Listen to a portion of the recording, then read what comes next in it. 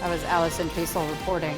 17 News is your local election headquarters. And with less than 2 weeks to go, supporters of a proposed statewide $10 billion climate bond measure are taking their message directly to voters. 17's Aton Wallace was at the state capitol today, where a rally took place in support of Prop 4. Yes on 4! Yes on 4! That's the message this group of elected representatives, firefighter union leaders, and environmental activists hope to convey to Californians as they decide how they'll vote on Prop 4. If approved by voters, the measure will allow the state to borrow $10 billion in general obligation bonds to fund climate-related projects and programs. We owe it to the generations before us, and more importantly, to the generations ahead of us, to be the best stewards of this land that we can be. Prop 4 gives us the tools to do that. Of the $10 billion in the proposal, about $4 billion would go strictly to statewide water projects, including water storage and flood protection.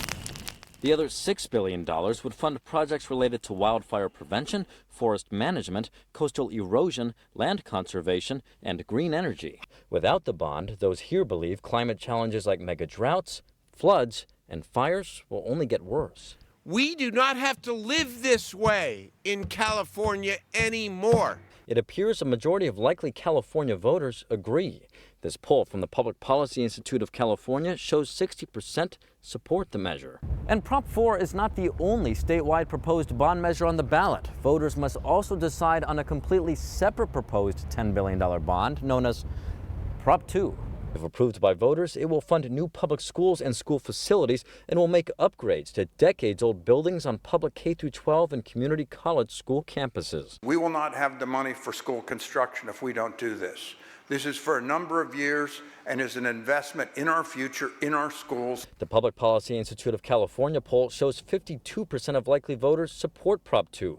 Republican State Senator Roger Nealo says he does too, but he's against the climate bond in Prop 4, arguing it does not do enough for flood control. He also argues it's important for California not to approve too many bonds, noting each bond requires California to borrow money. That money, he says, accrues interest over time, putting the state further into debt. Borrowing money is you do have to pay it back. Every dollar of bond that we agree to now is a call on general fund dollars in the future. There could not be a better investment than spending a modest amount of money to prevent a disaster.